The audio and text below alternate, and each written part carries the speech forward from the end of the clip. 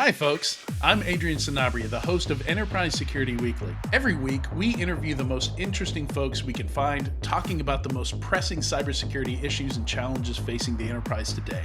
Myself and my co-hosts have each been in the industry for decades, long enough to see the patterns in the industry and explore where trends are going. In addition to enterprise challenges, we also follow the vendor space, the most interesting security startups emerging, technology and product trends, all the most interesting funding and acquisition announcements. Finally, we love to discuss the latest trends in tech and how they'll impact cybersecurity. If you're wondering how the latest in AI, quantum computing, cloud, and DevOps is going to impact security a few years down the road, you should follow the Enterprise Security Weekly podcast.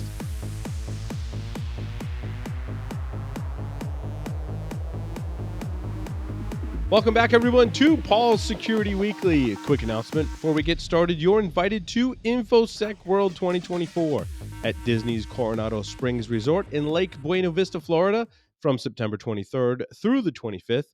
Join top cybersecurity experts for this premier event.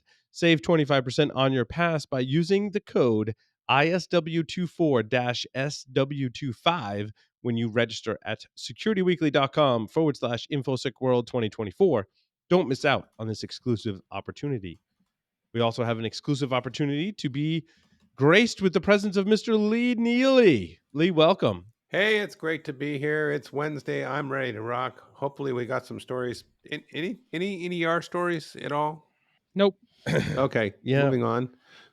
Something about CrowdStrike. Yeah, well, Larry, we could talk about ADSB receivers instead. Yeah, we could, but I think we're going to talk about Crowdstrike. Yeah, probably a good idea. You sure you guys want to talk about something happened with CrowdStrike? It's probably overstated. Yeah. The best part of this whole, well, not the best part. One of the things that I thought was funny before the show during our banter, we were joking around like, oh, we're going to talk about the CrowdStrike thing. Wait, who's CrowdStrike? What happened? That's actually what happened to me last week. Me too. Because I was on vacation. Yep. And I was in the mountains, wasn't really looking at my phone, didn't even pull my computer out. And one of my coworkers sent me a message and it came up on the phone. I was like, hey, can you I know you're on vacation, but is there any way you can, do some conspiracy theory or some thought leadership or something on this whole CrowdStrike thing? And I'm like, huh? What CrowdStrike thing? Yeah. Quality's hard. Like, what CrowdStrike thing? What CrowdStrike thing? I literally just got back from morning coffee and a hike. Right. And haven't checked my computer in 2 days. So, yeah, my wife called me when I was on the way into the studio, and she's like, "So you're dealing with the CrowdStrike thing?" I'm like, "What are you talking about?" I'm like, "We don't run CrowdStrike." And she had told me because work had already told her. Yeah. Yes. Did you guys see the Reddit post on Wall Street Bets the day before? Did you guys see that? So the day before on Wall Street Bets, somebody wrote a due diligence post on why everybody should short CrowdStrike. And the day before. Say what? Right? Yeah. And the post was very poorly written. It was written by somebody who's not in the industry. You could tell, so they one of the reasons why you should short CrowdStrike is because they use the cloud, and it was just a lot of things. Of BS, yeah, like a lot of things Rhetoric. like that. Yep. But then it happened. And then it happened. Yeah. Almost like someone knew what they were doing when they placed the one. Or they had a friend that lived in Australia that had already lived it, and then they wrote the Reddit post. We come to you from tomorrow. Right. Correct. So what happened? I'm not sure. Somebody fill me in. What happened? I think at this point, everyone knows what happened. I think that we all know now about Windows System 32 drivers CrowdStrike in the C-0000291.sys. Mm-hmm. We're all intimately familiar. Like, if only that file knew it was going to be this popular, right? It would have done its hair and makeup for that day. So now everyone that works in IT globally knows what that file is, what it does, and the whole thing. And the question is, but do they? So, Paul, your article, how did CrowdStrike config file crash millions of Windows computers? We'll take a closer look at the code from the register. Mm-hmm. That one was really, in my Yeah, opinion, the that register was on point. that with was this story, that was by the way. really good. Yeah. Specifically, you automatically think that .sys file is going to be something like a kernel driver because it's in Windows System 32 and so forth and so forth. Just delete Windows System 32. Yes. You're good. Problem solved. No, that's not what they were saying. No. Don't do that. The point being, though, is that while CrowdStrike does have a kernel driver and has kernel interactivity, those .sys files are in fact not kernel drivers. They are not Kind of like drivers data. that They're like data files. like they get data parsed files. by the kernel driver. Yes. And that's what caused the issue. right. One of those updates essentially told the kernel driver to access memory that didn't exist. or Mhm. was not allowed to access. Right. The important point in one of the articles in my stories points to it. The kernel driver is set to boot dash something. I Oh. want to say it's boot dash start. Yep. Yeah, they're- boot start. Boot start. Yep. And since it was set to boot start, it means that it's in the pathway of the operating system loading. So when that driver has an issue, that's what causes Windows to go in an infinite blue screen kind of loop. Had it not been set to boot start, Yep. I know this because I may or may not work for a software company that also distributes a kernel driver that is not set to boot start. Yep. Therefore, when we answer questions from customers and potential customers, right, that's a big differentiator when we're talking about kernel drivers. Yep. So And because in my the way I was understanding it, I think that may have also come from the Register article as well, because that's where I just was reading it as well. That if it's not boot start and the driver crashes, it will allegedly crash gracefully effectively unload itself. because allow they'll be the like, I system to don't keep care, going. like that's not in the critical path, so it's whatever. It's a driver that crashed. I'm yep. just going to tell And you. with But boot drivers probably crash all the time. Yep. In Windows systems and don't load, and I mean, then it's when it Windows. doesn't, like, why does my device not work, or why does this functionality not work? It's because the driver's crashing or whatever. Yep. So, and in this case, you couldn't have it to fail gracefully or unload itself because it was in boot start. So it had to join. It had to it had to be processed on boot. Omkar, who we had on the show from the Open SSF, is the person who provided the technical details for my story number 3. And so what the example he gives is the driver that is the one for your hard drive set to boot start because it's kind of important, right? Yeah. That the operating system knows how to talk to your hard drive before matters. it continues. Yeah. So, but the irony, shouldn't your kernel already know how to talk to your hard drive? Because Well, it's loading the operating system off of it. It does know how to talk. Is an overloaded term there. Previously, when UEFI is loading, it has drivers that also initialize the hard drive, but that's like the lower level initialization of hardware, basically kind of teeing it up so that the operating system can then talk to the hard drive, like understand the file system and interact with the hard drive in a very specific way. Very similar to what we used to see with some of the older BIOS stuff, along the lines of if you booted your PC into BIOS and you started interacting with your Bluetooth keyboard that way, right? Your low-level system stuff at like the BIOS UEFI style layer took control of the Bluetooth device, allowed you to interact with the keyboard, and if you didn't reboot, you just exited BIOS and loaded your operating system, the low-level stuff still maintained control of Bluetooth. Oh, which may or may That's not highly annoying. Which may or may not have implemented Bluetooth Classic security. Huh. Oh, so this was one of the ways that you could potentially start sniffing Bluetooth keystrokes in limited cases. Crazy. So yeah. Wow.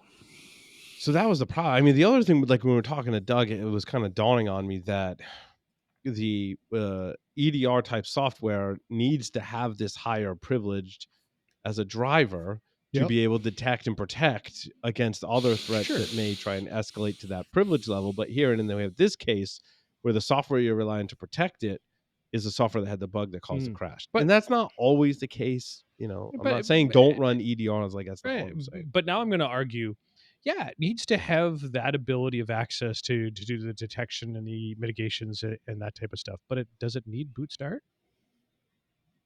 Should it be able? Should it be? I think it was in that article as to why it was boot start.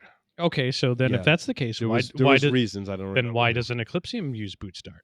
Because we don't need to. Our updates come much later in the Okay. process, largely stored on the server side, Okay. Mhm. kind of thing. Yeah. Fair. We don't need to interact with the boot start. Fair. So Okay. I think it's important, and I'm sure that probably everybody listening probably understands this, but it truly is like a cat and mouse game right now of who can get their code to run the quickest and at the lowest level, right? Like so, Right. Right. if I need my my EDR or my detection software, like I need to make sure that it is running as quickly as possible when that computer starts. Otherwise, if the malware were to start first, it could unload or change or hide from Yep. from the detection engines, right? That's why I don't know that specifics around boot start like quite as much as you guys do, but that's how we've got ourselves into this position, right? Is Mhm. that And that's why malware like Black Lotus could be so devastating, and was for a small number of people, is because it infected the bootloader, which loads before the operating system That's loads, right. right? So- And then stuff inside UEFI like Moonbounce and others load in UEFI. So they're starting that hooking process inside of UEFI when UEFI starts, and they're hooking each subsequent process, hooking the bootloader, Yep. and then hooking the kernel, and then they can change anything in the operating system. And this is what, again, I'm biased because that's where I work, but I work where I work because I'm very concerned about this particular attack vector, in that there's lower level firmware and code that loads before the operating system that can circumvent operating system controls. And we're Right. very reliant on our operating system controls and inside the kernel to offer us certain kinds of protections. And So- right now, many attackers don't need to go to that level, Mm. but those that do could be wildly successful, have been Mhm. successful in certain areas. I mean, there's a whole, I've done blog posts about the malware that has done this. But this is it's like we're building on a house of cards here. Lee's gonna comment here. So my one of my questions is can we do effective EDR without being in the kernel? I mean, Some do, Lee. It's a great point. Yes. I Some mean, try anyway. if you've got other crap in the kernel like you're talking about, then you don't necessarily have the visibility to that. I mean, I guess you got to kick everybody out of the kernel that you can. Because I'm thinking that's a pretty risky place to hang out. But historically, we had another way to get things done in some cases. Because if we weren't in kernel the level rootkits, I mean, it goes back to something Ed Scotus, said 20 years ago in a class. Like, the best way to detect and prevent kernel level rootkits is to already have something in the kernel. Right. Is to basically have a kernel level rootkit in the kernel, which is Right. essentially what a lot of like Crowdstrikes of the world are doing. Right. But to their point, they have to be there, right? Because again, how do you monitor that deep a level without being in the kernel? Right. And there are ways. And some, I remember doing briefings with some EDR vendors and detection services that are like, look, we don't go to that level. We do everything like, in user space. Right.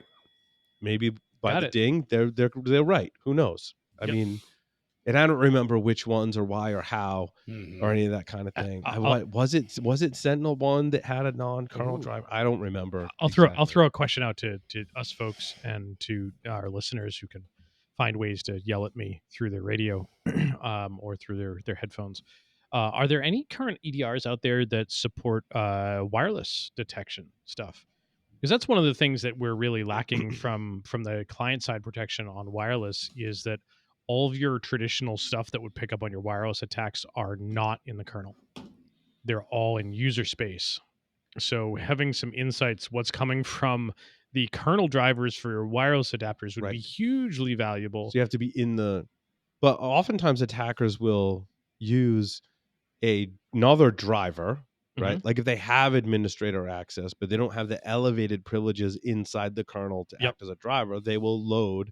So we call them LOL drivers, right? It's a whole website that chronicles Yep. living off the land drivers. Yep. And it's weird because they're not necessarily vulnerabilities.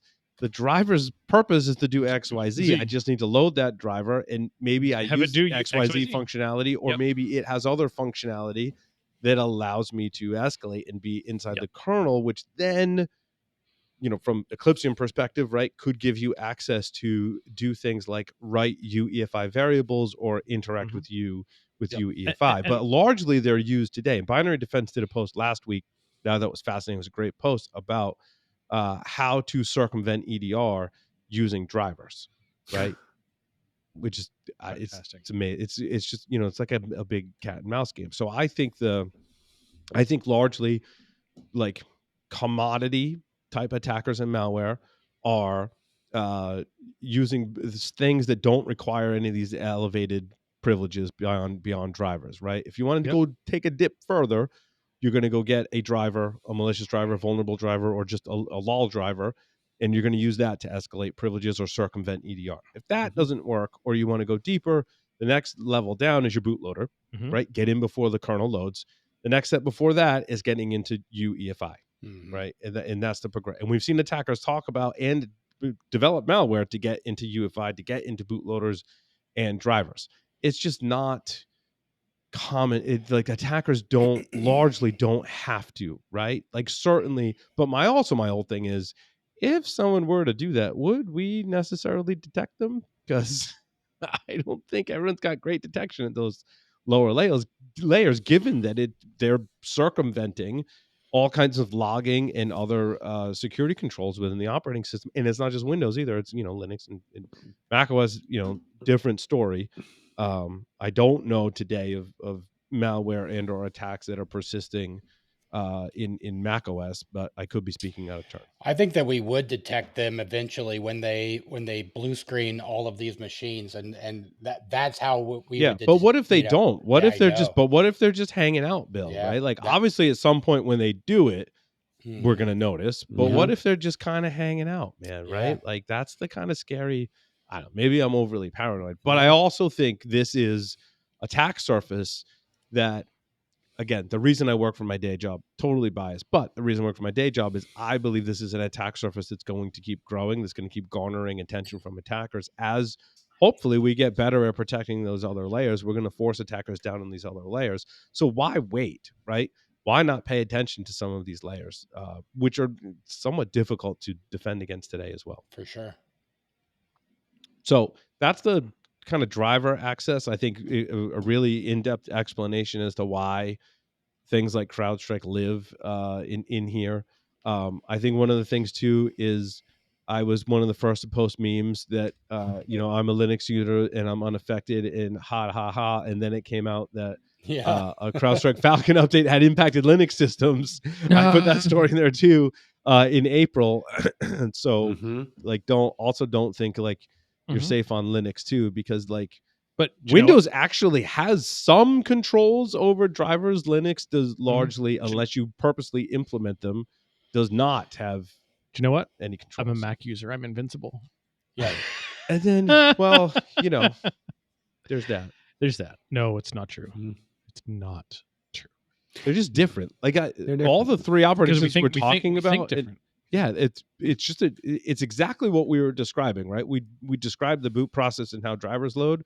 Not all are dissimilar between all the three operating systems, right? So it doesn't mean anyone's more or less secure than the others. It'd be like macOS is hard to attack and Apple's hard to attack because it's largely proprietary. And it's a lot more work to reverse engineer and figure out what's going on.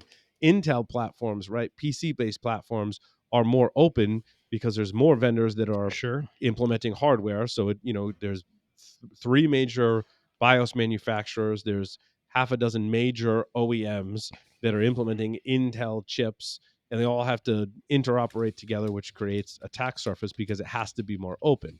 Apple has hardware, firmware, and software. They're like largely they control the whole spiel, right? The whole thing. So they can conceivably do a better job of security. And I mean, I've done interviews with people that work there, says and they're people who have found a lot of these low-level attacks. And so, yes, confidence is high, but it doesn't mean they're more secure. It just means they're more obscure, not necessarily more secure. Well, but the other thing, and I'm thinking, I mean, calling it concentration risk, right or wrong, you're going fishing in a pond. There's 1,000 perch, 200 trout, and 1 sturgeon. Which one are you going to go for? Right. I agree. And I mean, and there's two forms of concentration, right? We concentrated a lot of our systems in CrowdStrike because it's cross-platform. So potentially we could break Mac, Linux, is sturgeon Windows, that one where you got to like reel it all the way in, and then at the end do like the figure 8 thing to finally get him to bite it? Pretty much. It's the hardest that's one to catch. It's actually a great analogy though. But on the other flip side of the concentration risk is that, what's your percentage of Windows versus not? Although I don't think we can do anything about that. I mean, I think one of your articles talks on that as well. It's not really viable to try and snap your fingers and do it, say, move to Linux or move to Mac, or you know what I mean? Right. But we're just shifting we're shifting the the problem. target. Yeah, right. Yeah. Again, all of these things are vulnerable in some capacity. I did point to Dan Gear and others. Bruce Schneier, Becky Bass wrote that seminal paper in 2003 on monocultures. I tweeted about it. I forget the exact name of the paper, but it was it's a very famous paper, right, that talks about monopolies and monocultures, right? And I got some flack on Twitter because I get it. It's not we're not talking about monopolies here. CrowdStrike has 18% market share. Microsoft doesn't have anywhere close to 100% market share of the operating system market either. But I think so. It's called that paper is Cyber Insecurity: The Cost of a Monopoly. But it has parallels, right? I think most people kind of gravitated towards the dotted line to this paper is that we have these sub monocultures that it's this formula of, yes, I'm only getting 1% of Windows systems, but they're the Windows systems that are in use by really critical organizations that are seemingly critical infrastructure, right? If we broaden the scope of critical infrastructure, those that run CrowdStrike and are based on Windows is enough of a population of targets that an attacker can have an impact. And in this case, it wasn't an attacker, but it was certainly an impact, a huge impact. What's 1% of a billion? 100 million, 8.5 million. I rest my case. And who's to say that their competitors don't have similarly large numbers, including our traditional AV vendors? I mean, we're sucking those updates in like that, and they're encrypted. And in fact, I think there's some centralization that we can't control on those that really makes it even riskier than what CrowdStrike did. Well, and you don't even have to stop at AV vendors, right? You can go to software. Well, right? okay, but I'm just thinking about stuff that's sitting there with really that's expected to be there with privilege on your system to interrupt it from doing bad things that could themselves do bad things. I was separating that from, say, throwing out a bogus copy of Office, which would really be impactful. I get your point; it's totally right on. But it's trivial to have people update their AV definition. They don't even think about it. In fact, it happens all the time. Right. But, I'm just saying it could have been, SentinelOne or one of the other ones out there. And I'm not picking on anybody. Yeah. That could have had a similar impact. For this, I mean, CrowdStrike will get thrown under the bus, but then again, they've got experience with it that the other ones don't have. Well, the other ones better be should have learned a lesson from them as well, right? But you're absolutely right. So again, I'm not picking on anybody or preferences anyway, but if I was a CrowdStrike customer right now, I would not be rushing to uninstall CrowdStrike, right? No. In fact, just the opposite. That's where I was going. Even if I was kind of weighing in on it, this really shouldn't, in my opinion, shouldn't factor into your purchasing decision. No. And also, I mean, I've dealt this with a number of different breaches, right, over the years. CrowdStrike right now is probably going to have the best quality assurance processes of all the EDR vendors as a result of this, right? They're probably the safest bet. I think I said we're something not like going to that make yesterday. the same mistake twice, right? Yeah, maybe the company's on the line. Maybe not right now. Maybe within 30 days they will. Sure. But, Yeah. But still, don't uninstall it. They are going to be that company that's got the best damn QA on the planet because of this. Right. That's just like QA you don't fire the guys who had a breach who recovered from it because now they got the dang experience. Yeah, they learned a valuable lesson, right? Right. So but it's just like nobody has stopped shopping at Target. They had a breach years ago, and in fact, after the breach, people shopped at Target more. Right. Yeah. Yep. Yeah, I totally agree with you guys. And so the question is, how do we make ourselves more resilient? I mean, it used to be when it came to endpoint protection, just to to make sure you got a better mesh of what was caught, you'd run 2 products. Well, that wouldn't counter this because the flaw was in the product, not in what was attacking the system. So how do you get more resilient? Do you have 2 different EDRs on your redundant servers, or I don't know. Yeah, It doesn't but seem now like it's probably non-trivial. that's twice the risk now, right? Like, so if you have 2 EDRs, right? Or I guess I mean, if you have them separated, I guess. yeah, is that's you're what I saying. meant. Yeah. I got But you. still, Yeah. it, I don't know. Like, I don't either. It's an interesting, and I suspect that conversation is going to happen. How do we improve our resiliency, our resistance to this in the future? It'll be an interesting conversation, but I don't think you rip out CrowdStrike. No, No. I don't think that's the answer at all. And you, yeah, in fact, that could be a detriment. That could be a detriment, right? Like, actually, CrowdStrike's a pretty good product, right? There's a reason why so many people are running. I agree. It's a good product, right? Again, back to Doug's point in the previous segment, you got to configure it correctly, like any EDR, not just CrowdStrike. You have to configure them correctly, but it's not a bad product. It's just it was an unfortunate. They made an assumption in their testing process, right? Like everyone's done this. We know it's a bad idea, but it happens. And when my article number 4, I think was also from the Register. I guess the Register actually wrote some pretty good articles about this. Yeah, they did. So they said whatever the validator does or is supposed to do did not prevent the release of the July 19th template instance, despite it being a dud, because CrowdStrike assumed that the test passed the IPC template type delivered in March, and subsequent related IPC template instances meant the July 19th release would be okay. So I basically read that is like it passed some QA checks in March, therefore we didn't run it through a QA cycle again, and we pushed it out. So they assumed that it passed the test when they really didn't run it through testing again to pick up on this flaw. That I think is really the crux of the issue. I don't believe CrowdStrike's going to make that mistake twice. Everything is going to get tested before it gets pushed. They noticed that it was in the IPC inter-process communication. They noticed malware using IPC kind of named pipes. Named pipes, right? Named We have pipes. another story about that, right? Yep. It's how 2 different processes can talk to each other and share data and information on a system. And they noticed that that malware was leveraging that.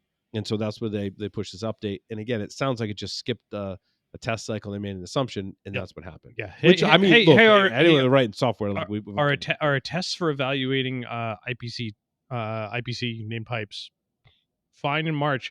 We did an update to it, but it tested fine in March. Should be fine now. Right. That's exactly what it sounds like. Whoops. Yeah. I mean, we're speculating here, but that sounds kind of like what happened. Sounds on point, right? Yep. Yeah. The fact that you modified it, you should have tested it. Yeah, this is like regression testing, right? Like, yep, absolutely. We should probably run testing. I don't even necessarily know if it was a regression, because that would have been like a rollback to a previous state. I'm saying regression testing. Like, I changed this one thing, so we should test everything else. Yep. See what it impacts, right? Yep. And arguably, you only needed to test your. From what I'm kind of gathering is that one.sys file was the specific test requirements, meaning look for these types of things. So you should have been testing that and running it through your own engine locally as part of your new deploy and as part of your QA process. Whether or not the parsing for the IPC rules was good, is that how this interacted with your IPC rules, because there was an update to it. Yeah. So it blows me away though that they didn't send the final packaging of everything to a system and like reboot that system. Like, how long would that really take, right? To go, this is the new update. You know what? Before we push it out, let's push it to like a couple. I mean, if there's 8.5 million systems that were impacted, push it internal first, right? Right? Or whatever. It's conceivable that you could have 5 or 10 internal test systems that would be a fair representation. Hell, to gauge the impact of those 8.5 million systems. Let's put it to these 5 or 10 that are in a test lab, like your CrowdStrike, you're a publicly funded company. You should have more than 5 or 10 systems in your test lab. Agreed. Like, I think I remember talking back to something with folks at Core Impact way back in the day. Like, when we develop an exploit and we test it against a Windows system, we have just about every version and patch level of Windows in our test lab, and we run it against everything before we deploy it. at Tenable, I think we had like instances of every Linux distribution, and we would tell them to go do updates, and then we'd look at those updates and go, oh, those are security updates. Let's go write plugins for them, and it got manual review, and it was tested. Yep.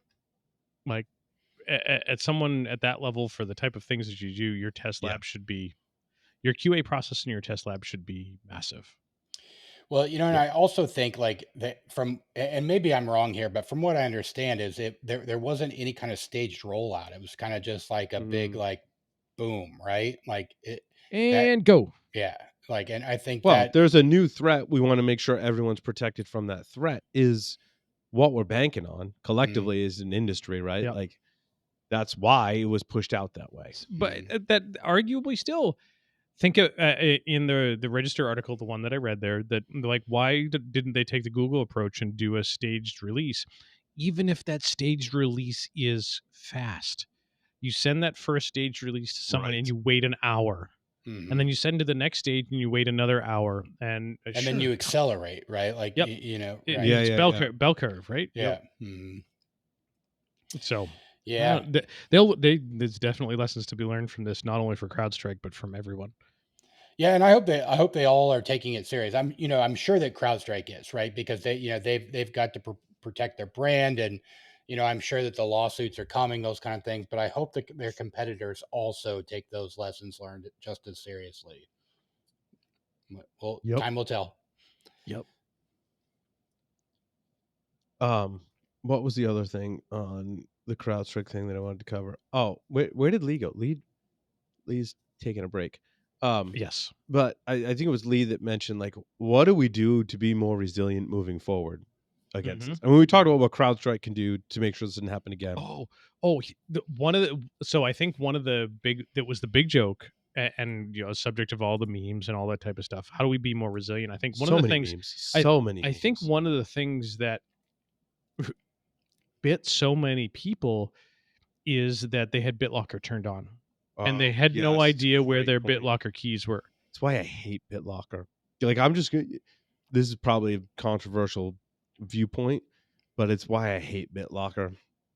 Yep. I think oftentimes like your risk profile is doesn't warrant BitLocker, yet the compliance regulations or whatever say you have to have BitLocker, demands it, and so you put it in.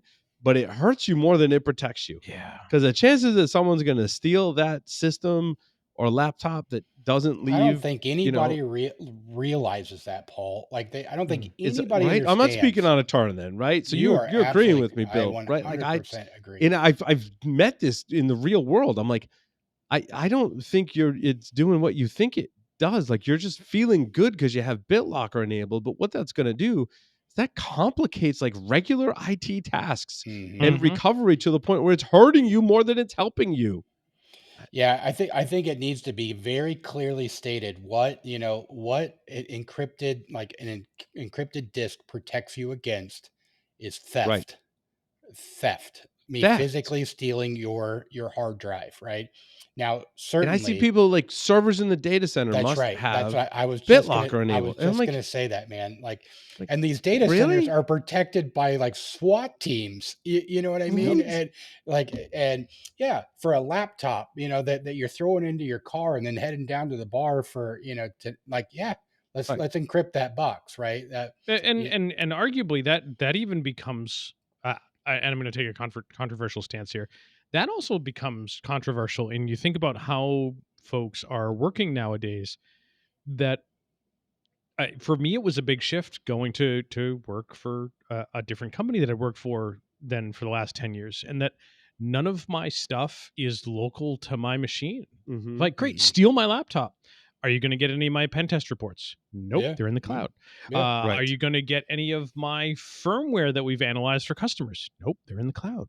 Are you going to get any of my reports from those firmware that we've analyzed for customers? Nope, they're in the cloud. Nothing is local. But like, there's not a whole lot of threat actors using this attack vector that goes, you know what? I want this company's data. You know what I'm going to do? I'm going to steal a laptop. I'm going to steal a laptop, and I'm going to steal a computer, and that's how I'm going to get it, right? And even if that was their motive, they've got a way around BitLocker, or they leave. I mean, it depends on how it's configured. It can be like next to impossible, or it can be relatively easy, but there are ways to bypass BitLocker. We've covered them on the show. Yeah. Like, you have physical access now.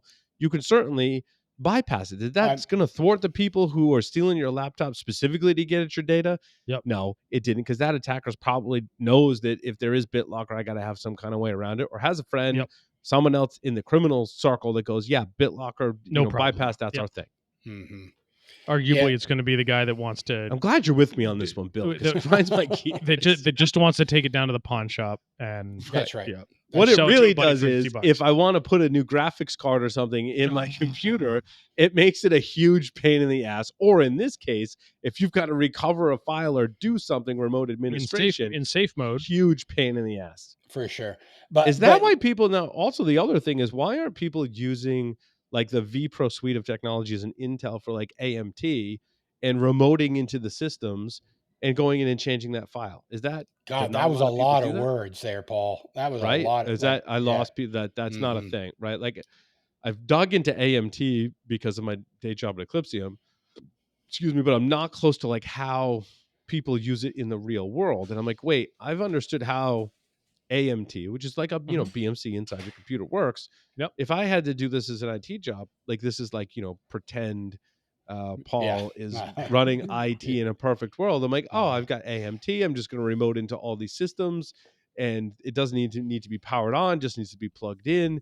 If it's connected to the network, I can then access AMT, which gives me access to the hard drive, where I don't know how BitLocker plays into that, but where I can then go. I would venture to guess it probably plays into similar types of things that you still need to do something with BitLocker. Yep. And I know, Bill, you had a comment in here, but I saw, and I didn't put it in the show notes because I completely forgot about it. But there's a company that had to recover a whole shit ton of systems. And they did something really cool. And their BitLocker key was derived from some things that you could observe about the system. So they basically bought a $55 barcode scanner. And, I need to recover the system. Plug the barcode scanner in. I need the BitLocker key. They could plug in like the serial number and something else, and it would generate the BitLocker key, and they could go bloop and not have to type the BitLocker key in. Cool. Mm-hmm. Scan the barcode that was generated on the screen, bloop, and I'm in. Mm-hmm. That's cool. Yeah. So my comment is, there is a listener right now just screaming at us about BitLocker, right? So, and I just want to say, that it is part of a lot of compliance frameworks, right? That you have to do, and so like we understand that, and I've worked several cases where BitLocker really has saved my ass, where that laptop did get stolen, right, and that data was on that hard drive, right, and I need to attest that number one, I can prove that it was encrypted.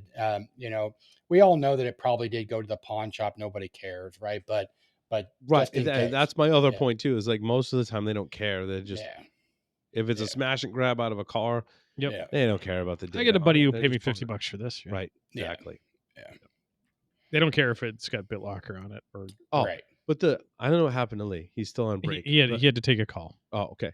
But so Systemd is talking up automatic boot assessment in light of the CrowdStrike outage. The what now? Now, I'm not a huge fan of, like most Linux users, of Systemd, and I think that really, like, I thought about it for a moment. I'm like, it really stems from it wants to do everything and be everything for my Linux system, and I'm like, slow your roll. Like, what role do you play?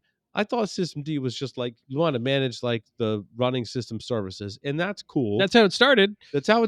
And now it's like out of control. And so it has like its own. No, it's actually in control. It is in control of a lot more things, including things that happen during boot, because like it has its own bootloader and stuff now, right? God. Yeah. And so, but one of the things it does do that I like, I'm not sure I'd trust Systemd to do it, but is automatic boot assessment. So, and there's a great documentation. Was that Hawk2a? No. Okay. I was just clearing my throat. Don't get excited. But it does the checking. Like if the kernel panics, it'll have like configuration that says like number of times to retry, and then revert back to a previous kernel, and or I'm not sure how the configuration works. Or go to the disco. And go to the disco. No, it revert to a Panic at the Disco. I get it. But revert to like a previous kernel so that the system will boot, which I like this. I think this is really an awesome feature. My question kind of is like, well, if the kernel's panicking because of a driver and you're reverting to a previous version of the kernel, is it going to load that same driver, or does it have a driver level Right. awareness? In a brief review of the documentation, I couldn't discern whether it did or not, and I'm sure Leonard, the author of System D, who's not shy about posting on the internet, will correct me if I'm wrong and clarify that viewpoint. But I mean, I hope it does, right? I hope it makes, because that would be like an awesome thing. Because I mean, as Linux users, we've all done this. Like, oh my god, I updated my, and it's always NVIDIA, right? I updated my NVIDIA driver, and like shit, now it doesn't boot. And you know, when I go to a previous kernel version that has fixed it, so I can get in there and fix it, and I'm not sure the relationship between kernel versions and drivers. Maybe the previous version of the driver was compiled for the, but I thought it anyway. I had to ask someone that has way deeper knowledge than I do about like that very highly specific how do kernel drivers get loaded against different kernel versions on your system. But yeah, it would be just handy in just regular operations, right? And it would have helped this CrowdStrike case, certainly. Maybe, right? But Right, because like, it was panicking. And blue then screen is essentially a panic. But then It again, would have said, "Oh, I'm just going to go to." but then again, at boot dash start, like it's got to load. Got to load the There's- not the thing that's causing it. How does it know to not load the thing that's causing it to crash? Right at the end of the day. Yep. So maybe not. I don't know. Good question. Oh, and Microsoft was blaming the EU thing. The what now? So the EU agreement to prevent unfair competition says Microsoft must open the APIs and provide kernel level access. And we talked about Apple before, right? Apple, remember a while ago, said we're not going to give anyone kernel access anymore. Yep. But the EU agreement says that Microsoft must give people kernel access, but didn't say that Apple or Google, like on a Chromebook, have to give people kernel access. But they just said Microsoft did, and so Microsoft's saying, well, we had to give everyone this access, and look, they screwed it up. I mean, if you're Microsoft, you're going to say that. Like, come on. If we're in charge of PR from Microsoft, we're going to say that. Come on. Yeah. Now, maybe this is we're pulling that card. It's pure speculation here, and I don't know the EU agreement. Did the EU agreement do this to say, well, you're being a monopoly because you've got so many systems. So if you want to continue operating as it is in the EU, you need to give up some of your access. Whereas Apple and Linux don't have that same level of distribution base and quote monopolistic practices. They don't have to open it. So that's exactly what happened, Larry, and it was during the development of Microsoft Defender. So you may recall when Defender kind of like came on scene, there was a lot of calls by the antivirus vendors saying this just isn't fair because Microsoft has that kernel access, right? And so they brought back the they whole can browser. Do it better than we can. That's right. Yep, that's exactly what happened. Mm-hmm. It's his Internet Explorer all over again. That's what, and so Internet Explorer was part of that case, right? So like, absolutely, that's exactly what happened. Before we close out, anything CrowdStrike related, Larry, what did you think of that bourbon? It's pretty good. It's pretty good. What'd you think of the rye? I thought the rye was very good, very good. It's my favorite. So that bourbon that you drank, that you said you liked, came from Trader Joe's. It is, in fact, the house bourbon at Trader Joe's. Awesome. It is Trader Joe's bourbon and retails for $15.99 a bottle. And now also you treated that too. You didn't just serve me this morning I put it in the decanter. So it's been in there only a few hours. And you put it in the decanter with a stave. Yep. Yeah. So, but only for a few hours. I'm curious to see what it does 24, 48 hours from now. And then next week we'll have to check back in. I'll have to check in 3 weeks, so save me a little. There you go. Yep, because I'll be I bought like 7 bottles, so I can. I mean, at $15.99 a bottle, why not? Yeah. Well, see, the irony is I bought the Willet Rye, and I bought 7 bottles, and they were $95 a bottle. Wow, so. Did you want to break open another bottle? Do you want to say okay? Yeah, I mean, I'm just gonna finish this one and get another ice cube. Then hell yeah. Sorry, we had to talk bourbon for. I like how Paul's like $15.99. These are probably good, like cart. Like yep, done. No. I started with 1 bottle because I can't buy it here in Rhode Island. Oh, because Trader Joe's can't sell alcohol in any shape, form, or fashion here in Rhode Island because Rhode Island's got weird laws. But in Massachusetts, Trader Joe's can sell Alcohol. bourbon, and I was at Gillette Stadium. Yep. For the Patriots New England Revolution. I was actually there for a soccer thing. I went to a Revs game, and Trader Joe's is literally like in the parking lot at Gillette Stadium, and so we were there like all day and most of the night. So I'm like, at some point, I'm making a trek. I need some snacks. Yep, I need some snacks and 7 bottles of bourbon. Yep. See, So we went. Go ahead, Bill.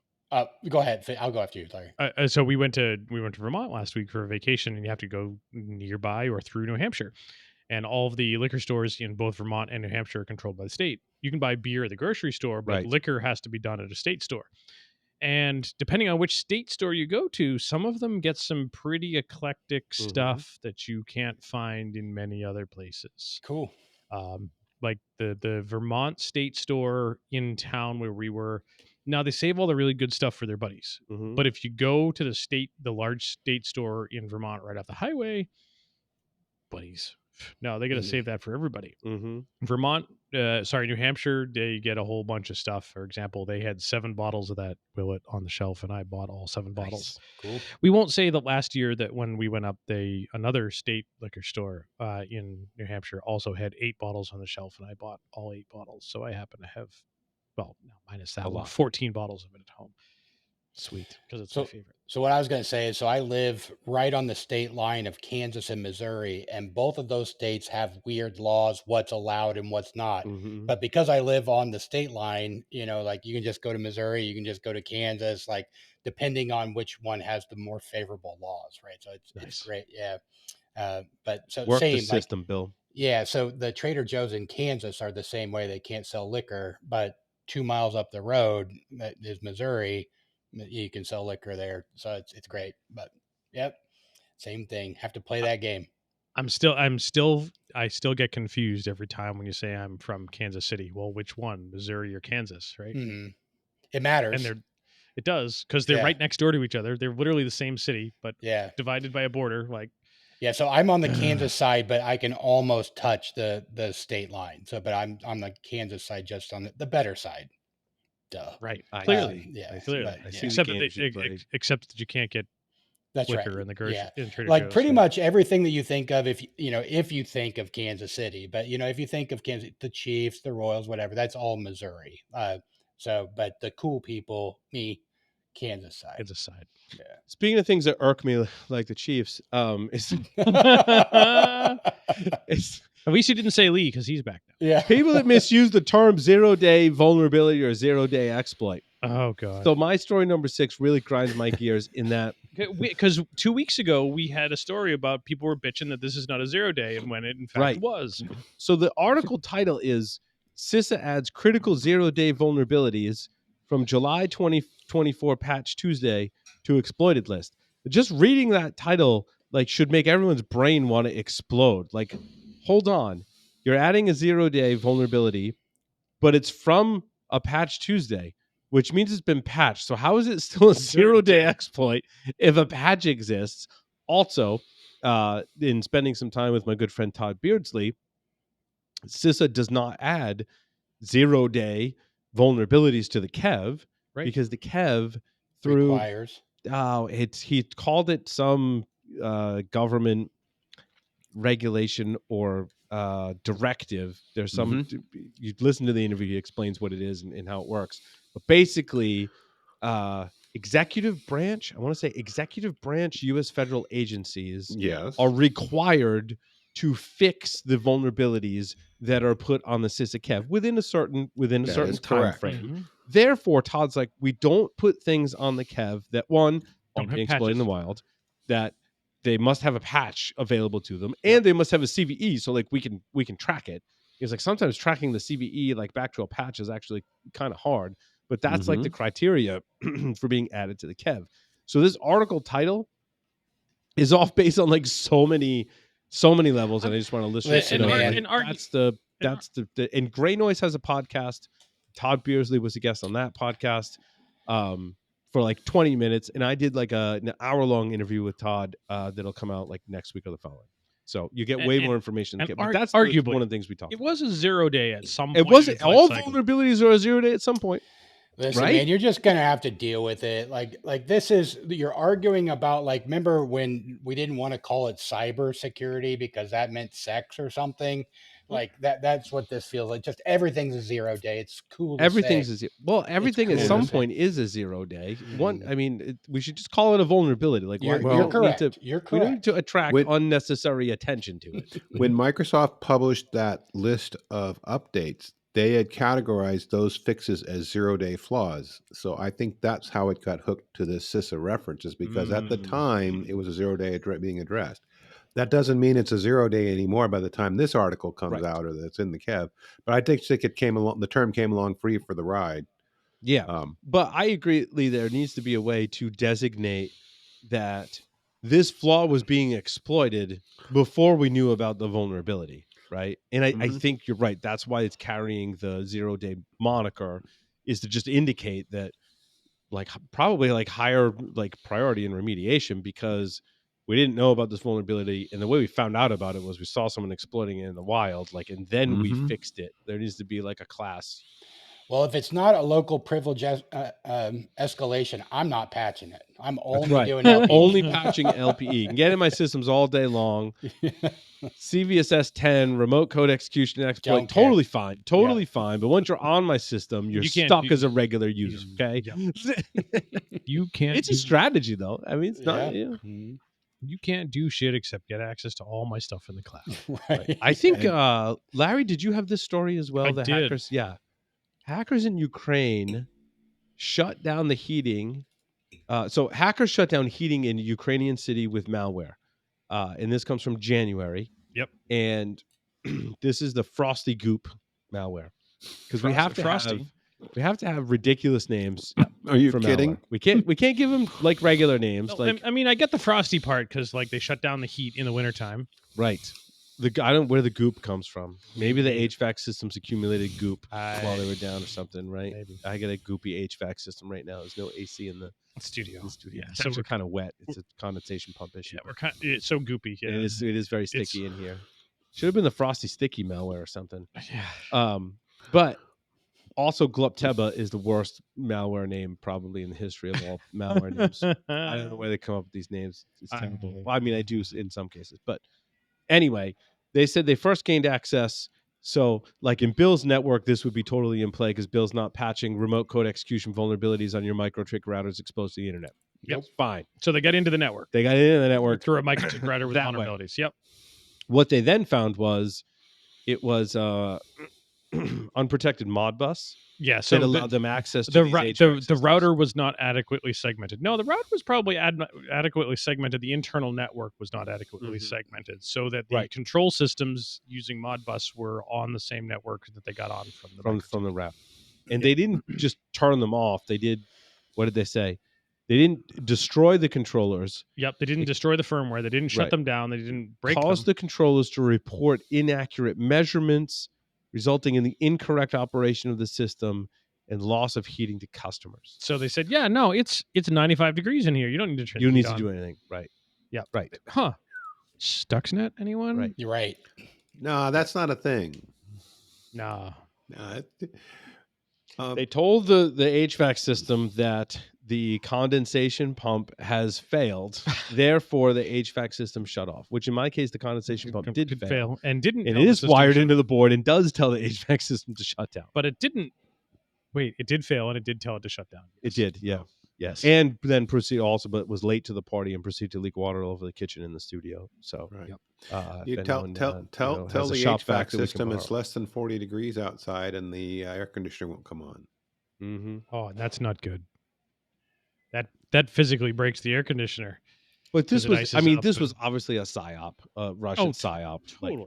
Because what did they affect? Like 800 people. It was a targeted PSYOP, right? Which is 600 apartment buildings. Right. So more than 800 people, 600 apartment buildings. Mm-hmm. Yep. Which is ouch. So the Russian team just stumbled upon this and they're like, you know what? Hey, just stealthily turn it off. If it's 600 people, whatever. No, it's not 600 people. 600 apartment buildings. Yeah. 600 apartments or 600 buildings, Bill. It says apartment buildings for almost 48 hours is what it says. Yeah.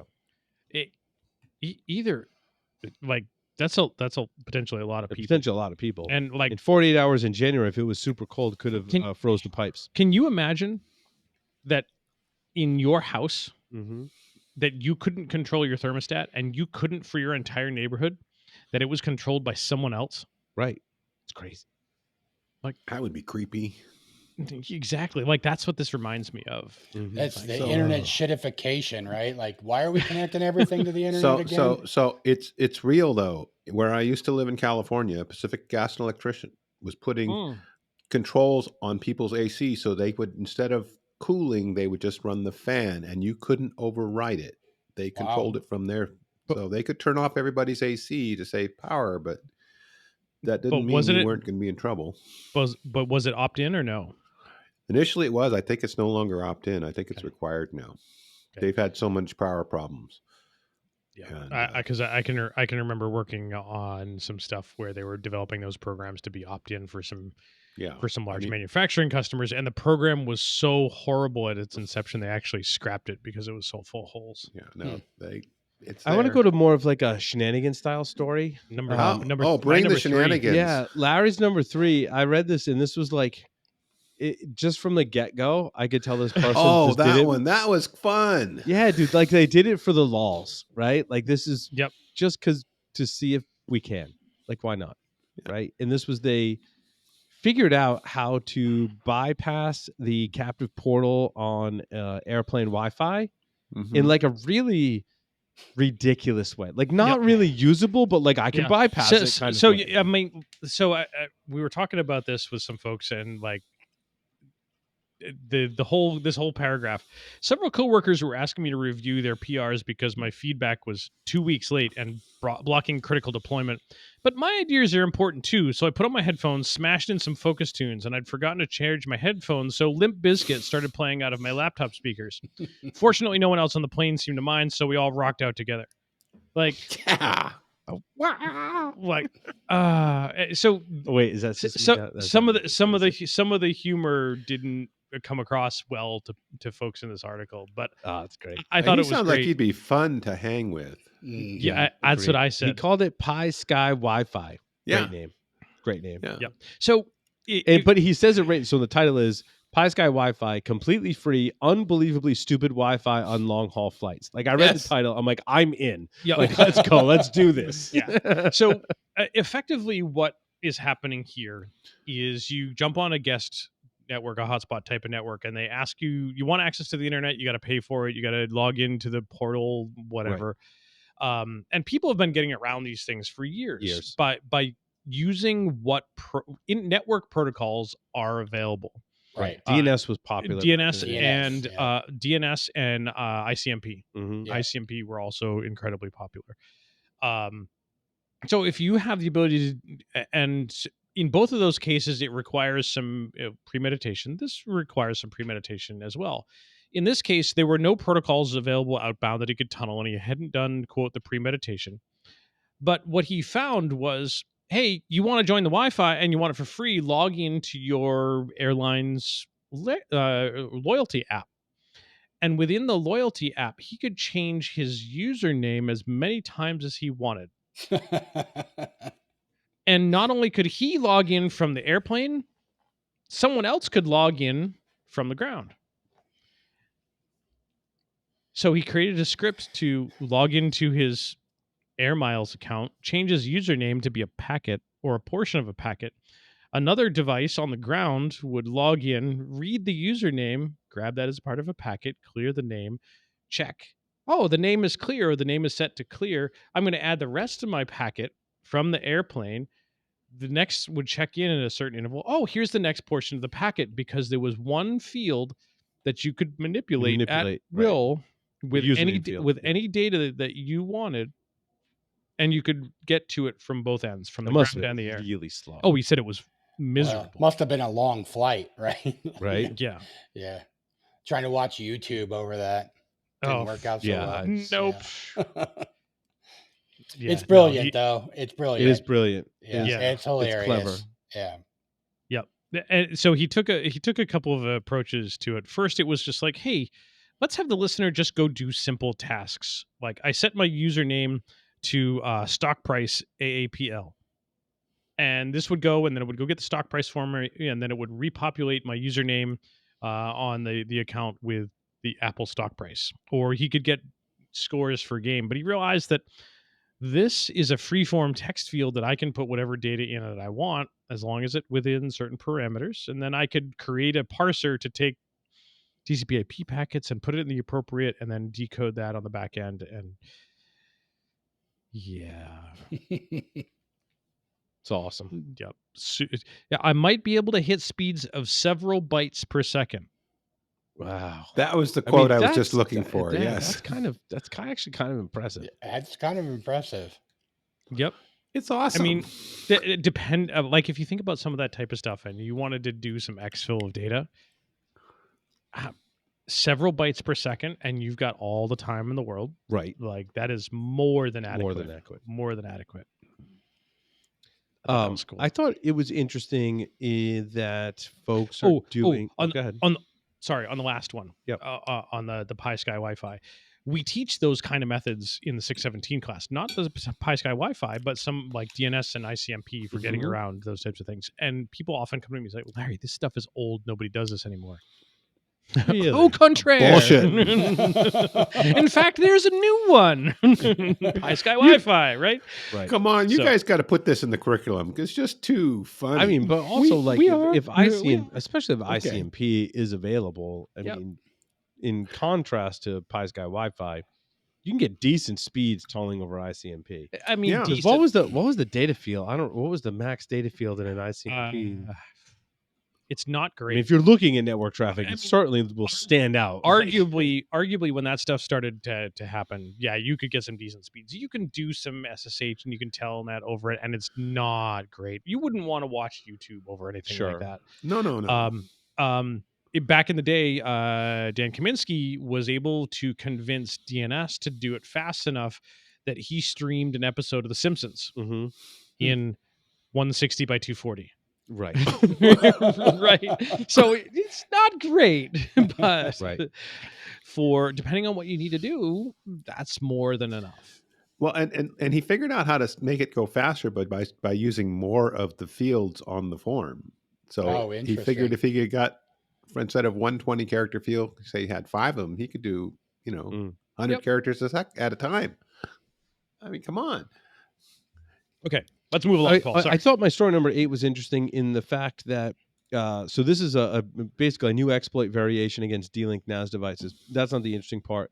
The interesting part is the people are looking for this, and they've built in honeypot detection and have a non-functional exploit to validate that the target is actually vulnerable, which is nothing new. I thought the honeypot detection was kind of interesting. So they're using a double obfuscation. So they're obfuscating the payload twice and somehow using that to bypass some filters and better discriminate against honeypots, which I wasn't sure, like, technically exactly how that led Double to rainbow. What does it mean? that, right?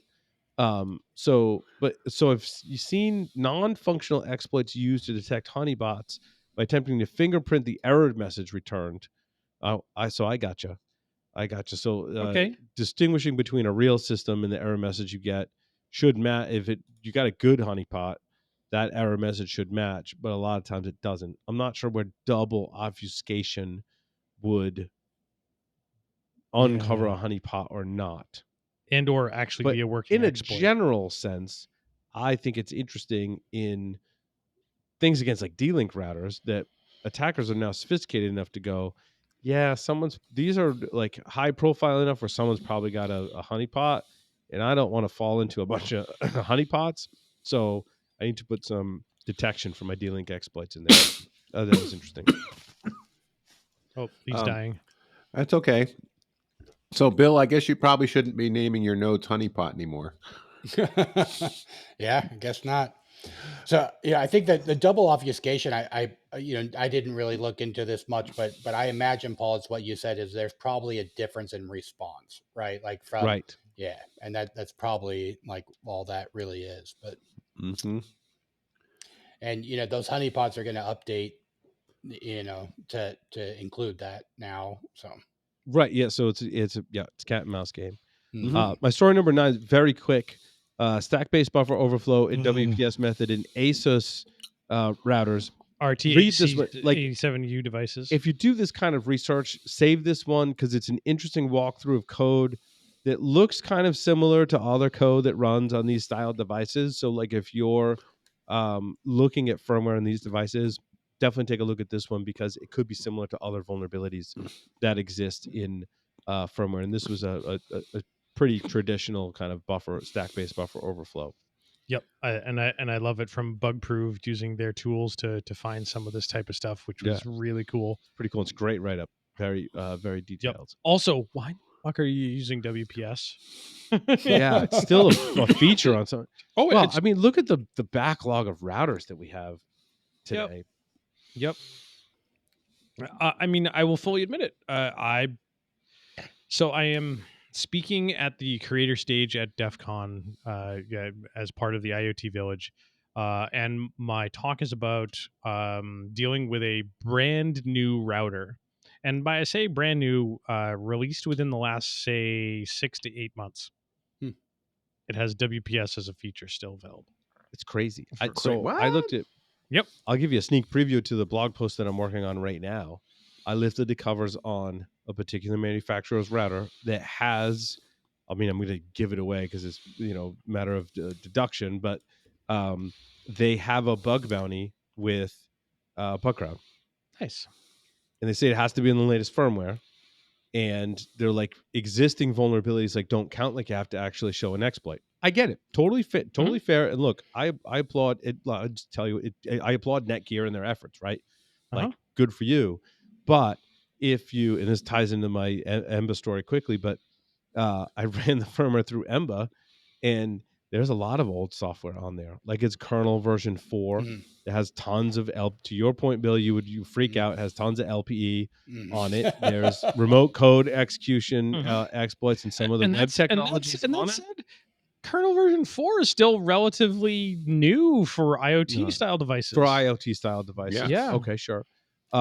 So I just, and this is the latest firmware on, this is like a Wi-Fi 6 router. Wi-Fi 6 or Wi-Fi 6E? I think it's just Wi-Fi. I think this is their Wi-Fi 6 one. I don't think it's Wi-Fi 6E. Is 6E uses the 6 gigahertz stuff. Okay. So 6 does not. Different from 7, obviously, which is...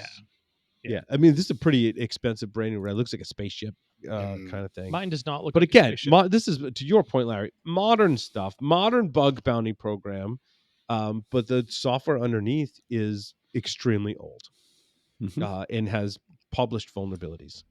Yep. For our listeners to get a little bit of a preview, you want to go look up the router. It's the Davolink AX-1800. Go Google that one and see what kind of fun can ensue with that. My thing is, and I don't know what the model number to the 6E version of that router is. My thing is, so what we're saying is we're buying brand new Wi-Fi routers, not us, but people are buying brand new Wi-Fi routers. It's being delivered to them with really old software on it, which a lot of newer regulations are saying like that's not cool at all, right? FDA is saying that's not cool. The EU CRA is saying that's not cool. But like here in the US, if you're a consumer, you can buy a brand new router. It's you get bonus, you get vulnerabilities with that. I think there's a better solution. Wait, there's more. Right? Like, because we can get hardware and put software on it that is modern and doesn't have any known vulnerabilities and is updatable. So why can't folks that make these things do the same thing? I don't understand. I mean, there are reasons, but I don't think they're very good ones. Yeah. Right? I know. I mean, you can put openware on any kind of hardware. Not any kind, but I mean, it's like some of this new stuff. Some of the Wi-Fi chipsets aren't supported with openware yet. This was one of the problems that I had with this particular router for my DEF CON talk is that no openware support. Well, this is why I separate. When we talked about this years ago, right? I've got my firewall / router. Yep. It doesn't have Wi-Fi, and then I've got Wi-Fi, and in my case, it's Ubiquiti, which I guess is kind of a bad example because it has some crusty Linux software underneath it as well. I mean, if I had more time, But or interest in doing that. I We could create don't. my own access points with its own modern software, but I'm like, that's a huge pain in the butt. I don't want to do that. but to your point, we go back to the old adage of servers serve, routers route, Wi-Fi is Wi-Fi's. Right. Yes. Correct. You don't We're have a device traditionally- that's a server, it's a Wi-Fi, and it's a router, right? Correct. No. So Well, not unless you want to ask for some trouble. right. Right. Or like Which is probably why the software is so out of date, because it has to support all of that different hardware. Well, actually, I had a 2-word smartass remark for that, and that was backwards compatibility. Mm-hmm. Because some customer out there somewhere needs to still. Oh, I'll stop right Well, there. no. Well, it's you're not close to wrong, what you're Lee. saying. No, it's like they want to use a particular SoC with a particular Wi-Fi chipset, but in Of order course. to do that, I have to be this proprietary binary blob driver, which forces me to be this kernel level, which forces me to package my Linux software to be old and crusty. Yep. Oh yeah. Well, I was thinking about features like that shouldn't even be there to be used, but yeah, even on top of that, you get the SoC, which then drives everything from there. Because if it doesn't have the right software, game over. And they don't want the new stuff because that might be expensive. They want the No, most we've got to least keep that expensive. price point, $39.95. Right. Although I don't know, some of these routers are expensive. I was looking at Yeah, I the know. Netgear ones, and they're like Yeah. hundreds of dollars. Yeah, like the one that I have a joke in the presentation. So the router is about $80, Mhm. and I bricked the first one, so I had to go buy 2 more. Right. And holy crap, this is getting expensive. But free work trip to DEF CON, right? Yep. Which is more expensive. So Hmm. yeah. Yeah. And So I I bought the so I cheap did. So I told Yeah. next week I'll be releasing an Eclipsium blog. One of the things I did is a custom scan profile for EMBA Mhm. for pen testers that are looking at firmware. So I'll detail that, and that'll be hopefully Nice. out next week. So I'm Cool. excited about that. Also Awesome. on the router front, what's his name? Is it Matt Brown? Did I get his name right? Uh-oh. I'm actually talking with him about coming on the show because I love his work. I love his YouTube channel. Oh, yes. It's Matt Brown. Yes. I love this guy. Yeah, dude, Matt's amazing. I want to be on the show when he's on. Okay, he was. So Your number we're 11? working. I don't want to give too much. We were working on getting Matt because his videos in his channel Yes. and his research is amazing. And so he was I'm reviewing. I was going to give you shit for not having subscribed to his channel, but I see you're not logged in. So it's fine. Yes, correct. I am subscribed to his channel on my account. So UFS/eMMC firmware extraction. UFS is a type of eMMC chip, Larry? I think so. Anyone? Yeah. I think so.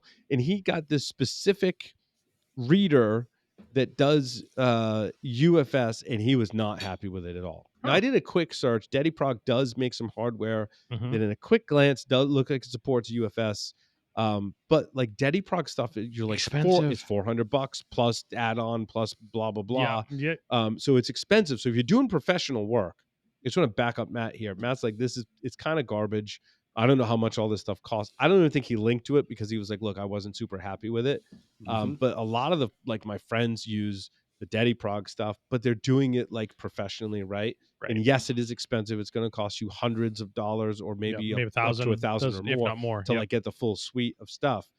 But if that's in your critical path in your career, in your job, you're going to want that. That's my point. Yep. Mhm. Agreed. I am. You get other stuff, Yeah. that does it for some chips. Like some of that other stuff, cheaper stuff works great. Yep, right. totally. You had one that was what? It wasn't that expensive. Maybe $80. You're giving more away in my presentation. Oh, did you use the same one that we used? What was it? Did we do that last year? Yeah, for the Android TV stuff. Yeah. Yeah. No, I did use a different one. Okay. Use a different one. But you can buy Bill, stuff they've on been Amazon. podcasting for 20 years. They're completing each other's Right. sentences, know I each know. other's presentations. I know. Quit Yep, telling but about you my know- talk. We love you Bogart guys. in my log. But AliExpress, Amazon, you can find a lot of spy If- flash reading Yep. stuff. Amazon of Amazon Prime, buy 2 because you're going to use them both, right. right? Mhm. And that is exactly the case. That is, we had a little bit of interestingness with the DEF CON presentation in that the IoT Village said that I needed to have my presentation in by a week ago Friday for DEF CON. Mm. And that DEF CON was requiring it be in 2 weeks ago. Mm-hmm. Like, fuck no, I'm going to be modifying this 5 minutes before I go on stage. Yeah. Like, Mhm. yeah, And sure. so, that. like, no, this is a hard deadline. So I got my slides done and turned them in. And turns out that it was, I had Lots called of pictures. no, Lots of pictures. Yep. So turns out I called it. The reason why they needed the slides was so that they could put it on the DEF CON media server. Interesting. So I'm going to continue working on this. And there was one thing on this that we go to the programmer that I still want to do because I have a busted router. Yep. You got to. You're going to fix it. Hot air rework. I'm going to fix it for the win. I'm going to fix it. And which is when you go Google the DevoLink AX1800-1800, you will understand why I want to fix this because it is so on brand for me to do a brain transplant. Oh, heck yeah. Lee knows the router. You've Googled it. Like, this is on brand to do the brain plan. Well, so Bill, I had Googled it before, but Bill posted a picture of it. Yeah. Yep. Absolutely. Do you wait until you see these slides? Yeah, I can only imagine. Damn it. Oh, I know which router you're talking about. I won't spoil it. Yeah, please don't. Please don't. Wait until you see. You all are going to love this presentation. This is going to be freaking awesome. Yeah.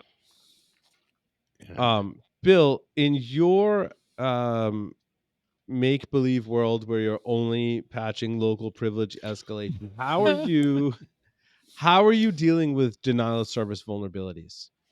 Are these as important as the privilege escalation? No. Are they as important as remote code execution? They're somewhere in between. I think they rank somewhere like way down below. Yeah. So. Below local privilege escalation. Well, but if LPE is in the 5 range and denial of service is in the 5 range, isn't that only what you're fixing is the 5 range? No, I think you misunderstood my point. I'm only fixing it if it says local privilege escalation. Yeah. Got it. I got it. So this backs up my story. So this is very much I haven't used the tinfoil hat analogy in quite some time, but this is my tinfoil hat analogy, and this has nothing to do with SonicWall. Doug works for SonicWall. Yep. They fixed the denial of service condition in their IPsec VPN. It's great, awesome. Like, they fixed it. It's great. It has nothing to do with them. But like, my thing was, and given the recent CrowdStrike incident, like, what if you were a nation state attacker? Like, I feel like this is like a what if, like Marvel, like what if, right?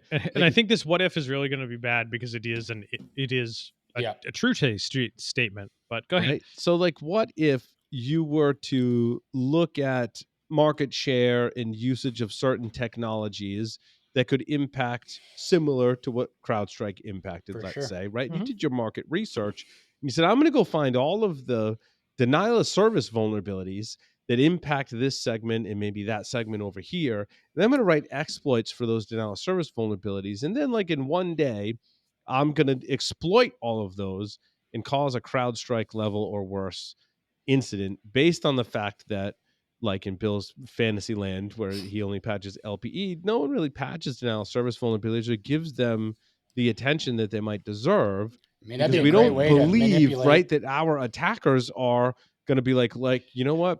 I just want to burn some stuff down, right? Well, that'd be a now, great way CrowdStrike didn't intend to burn some stuff down, but like, what if our adversaries really do want to burn some stuff down and they go after denial of service vulnerabilities, which largely we don't patch because they don't get. Bill, I think your analogy is great. Like, they even rank less than local privilege escalation. You're thinking so small, though. You're thinking so small. We can manipulate the markets, man. Like, we can, like we can put some puts and like take down. Right. There was only a service we could query that would identify targeted devices we wanted to exploit. And you could put on Reddit a really poorly worded that you should short these companies tomorrow because you're talking about manipulating the market. No doubt, for sure. Right. And Paul, I think that was very interestingly worded. So I'm going to take off the tinfoil hat. Yep. And you said, what if nation state wanted to do these things? And the answer is they do want to do these things. They have pockets full of these things, and they're just waiting for the right time to use them. Right. I still think you have your tinfoil hat on, but maybe not. I mean, what do they say? The next war is cyber war, right? And there's something with these are your weapons for cyber war. there's, I think you don't necessarily need to exploit I don't know something if and it's- take it down. I You don't know just if need it's to theories, service but if it. it's theories or it's based on intelligence, we talked about it a couple of months ago or whatever. I think when Josh Corman was on the show, and there was a briefing at the government level where they were like, "Look, we've got intelligence that is there a treaty or something that's going to expire between China and Taiwan, 2025, 2026, something like that." But I know where you're going with this. Right, in the Mhm. theory that, and again, I don't have all the details on it. I just vaguely what I remember is we have some intelligence that says when the treaty expires a year or two from now between China and Taiwan, China's going to want to attack Taiwan and take over Taiwan. And before they do that, they're going to cause a whole bunch of disruptions in the U.S. to hinder our involvement or distract us from the fact that they're going after Taiwan. I don't know. Again, some people, if you have better information than I do, because I'm just trying to recall from memory, like we look at like hundreds of stories every week, so they're all kind of blurring together. But there was something on that, and that tracks. it's one of the things that keeps me up at night, man. And There you go. then the CrowdStrike thing. Thank you. CrowdStrike comes along, and I'm like, man, our infrastructure is fragile, and this was a self-inflicted wound. What happens when someone wants to cause outages in airlines, 911 services, hospitals? It was a bad day. 1% of Windows system causes like a super bad day. I'm gonna bad week. I'm gonna even make sure I correct some language for you. That you said our infrastructure is fragile. When you think about the CrowdStrike thing, this was global. Yeah, okay. It's So not just our infrastructure. everyone that lives is in glass fragile. houses, so to speak. Yeah. Okay. The infrastructure is fragile. Yeah. All depends on where you want to point the hammer. Right. Yep. So the Taiwan Treaty is 2027. Yeah. Okay. There you go, Paul. So my whole thing is, now granted, we could have like a Cold War situation where there's like mutually assured destruction, nukes pointed at each other kind of thing, which I've heard Maybe. But heard yeah. rumblings of that over the years in cybersecurity, right? But I'm like, my whole thing is like, can we just patch? Can we just not be as fragile? Maybe patching. Maybe that's too. Yeah, I'm not thinking big enough. I think patching is a part of the thing. Patching, other mitigating controls and compensation, like my thing air was gaps resiliency. We need to be more resilient. Like my thinking I is agree. we've got a couple of years to be more resilient. And that may not mean like applying a patch. That may mean we've got backup systems or better incident response plans. We've tabletop, like how many, raise your hand if you tabletopped bad CrowdStrike update, Right. blue screened all of our Windows systems, right? Like I don't think many people if you did, bravo. Like that's awesome. Your creativity worked in your favor. They probably didn't tabletop that exercise, but you know what? I bet they tabletopped ransomware. Yes. And that's arguably really similar. Sure. So Sure. I mean, there was an interesting. I don't know if it was real. Somebody shared with me a link to a CrowdStrike article saying they would buy people who got caught up into it a $10 Uber Eats card, which feels like it was fake. But we totally got compromised, and we got all of your social security number, and your credit's going to be impacted. Here's a credit monitoring report, $12.95. yeah. So I do like what I hope other organization is my CIO organization. It is basically doing I don't know if it's a lunch or a dinner, but for everybody who was sucked into the CrowdStrike event over the weekend, they're buying them a nice meal, which I think is cool. Where we are, we can't do bonuses and stuff, but we can do something like that. So acknowledging the folks that were down there in the shit, that's a good thing. Yep. Yeah, morale is low, so you buy him some pizza and some soda. Right. No, you're doing better than this. And even if it was pizza and soda, I'd be out there celebrating over pizza and soda. I'd be fine with that. It's it doesn't have to be a fillet, but yeah, whatever. I think that's I heard they're doing nice for them. So I'm really was thrilled to hear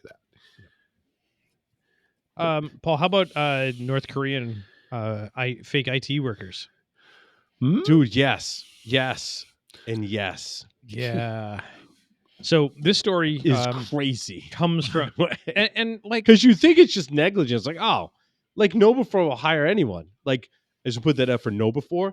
KnowBe4 did all the right Right things Yeah. in this situation. It is not KnowBe4's fault. This could literally happen to anyone. Yep. I think KnowBe4 is a great company, and they were just like, holy crap. And no knock on KnowBe4 for this one. Yeah, no, for sure. and the fact that they're talking about it publicly is also good.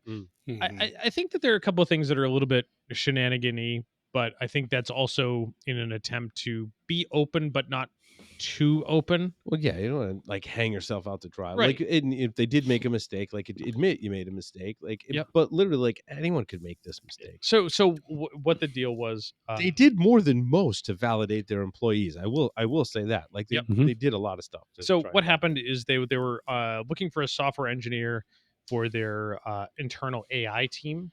They did a bunch of interviews, background checks, verified references, and hired the person. And as part of the interview process, they had 4 video conference based interviews, meaning they allegedly talked to this person virtually face to face 4 times. Now, they were interviewing for an AI job. Yes. Maybe this person used AI. Did they say that they used AI Yes. or not? So they did say that there was a stock photo that was AI modified to match the person that they actually interviewed. So did they actually use some AI video generation stuff? Good question. But if they did and they were interviewing for an AI based role, fuck yeah. Right. right? Right. Like, Fuck yeah. Right. Oh, clever, but damn.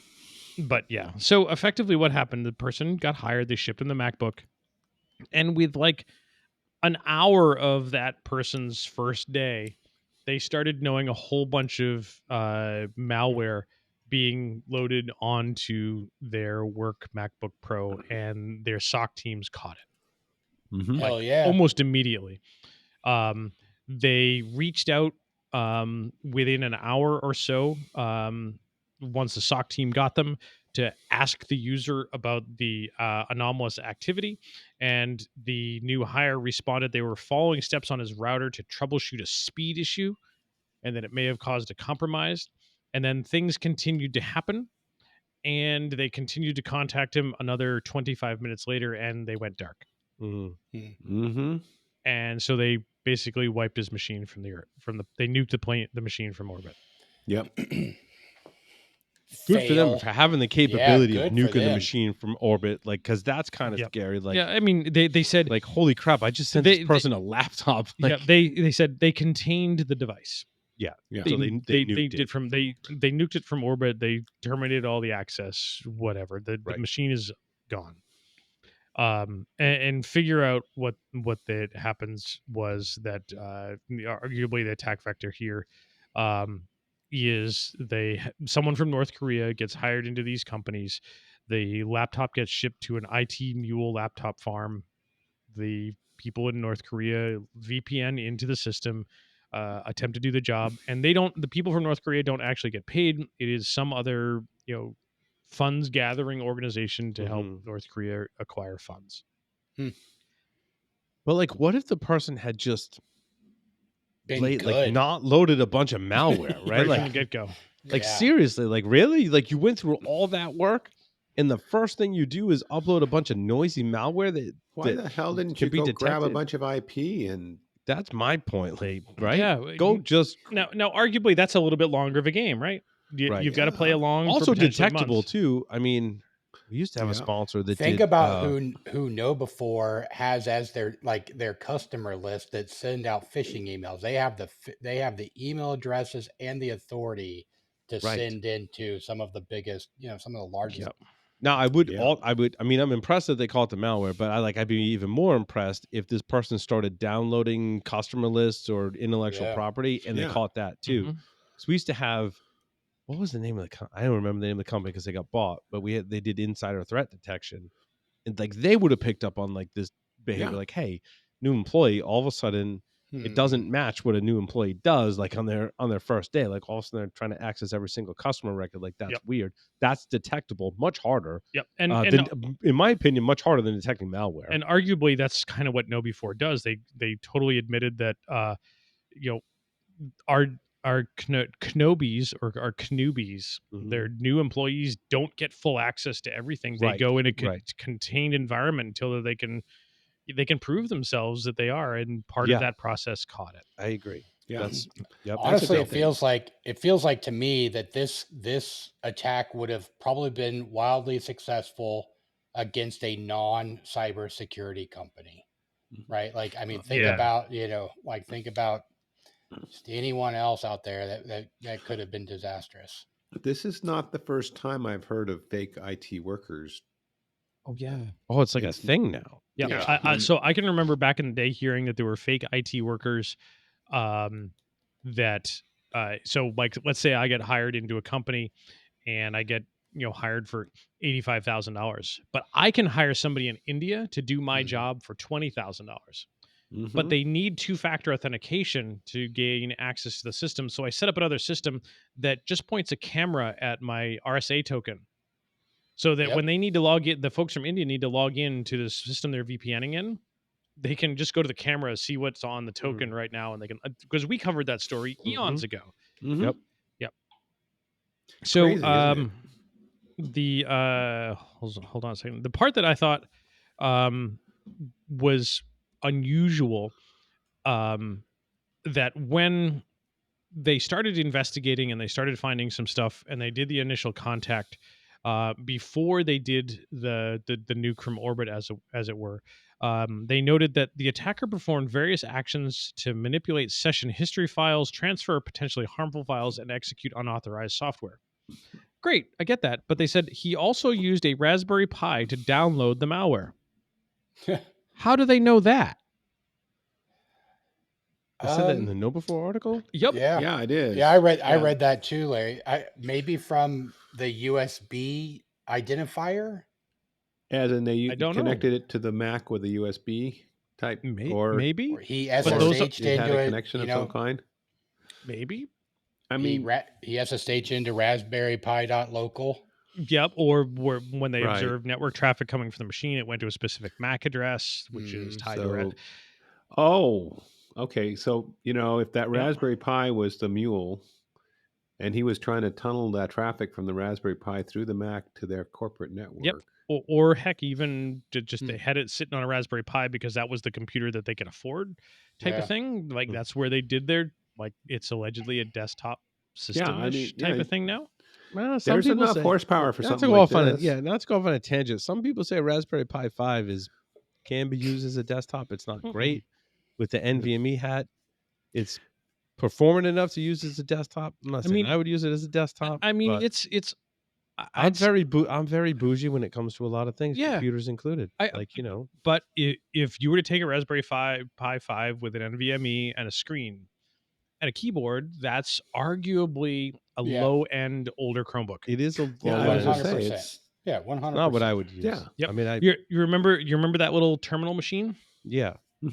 It's a full function computer that I can do shit with, and it's a Right. Raspberry Pi. Yeah. It's a Raspberry not a Pi 5 compute though. monitor. It's a 4. No, But it's a compute module, and still, that's a reasonable machine. That Well- machine is built for folks that do coding, so you can use that machine to do coding from bed. I wouldn't want to And code then, on that thing. I ordered but one and they never sent it to me. It takes either. forever. But I've been waiting like a year. And no, it hasn't been a year. It I hasn't think been a they year. lost my order. No, Reorder, they'll both show up. Because I got mine right before CES. Mm-hmm. And you ordered yours after I got back from CES, so it Yeah.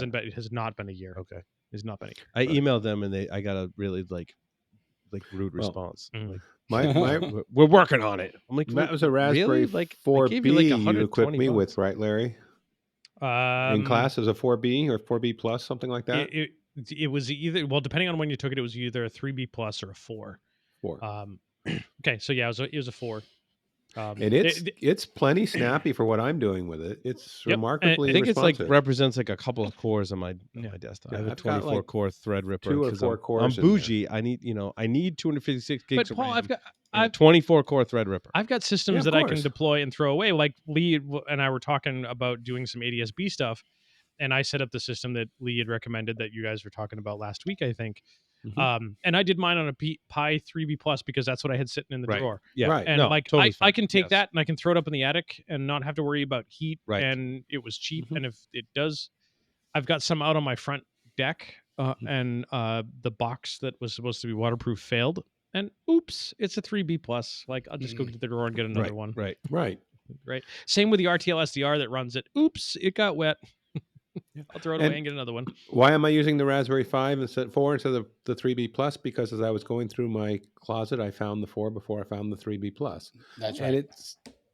and I wasn't using either one of them, so it wasn't like it was a huge trade-off. Right. And they both are in cases. The 4 has a fan in the case, and it Yep. has a power supply. I want to go back And- to Bill's fantasy world. Go ahead. again, Go ahead. Where Go he's ahead. only patching Linux, local privilege escalation exploits, and just put in front of him a vulnerability in Cisco Smart Manager on-prem software, SSM on-prem as they call it. They say could allow an unauthenticated remote attacker to change the password of any user, including administrative users. Now, what's interesting is the Smart Manager will default to HTTPS.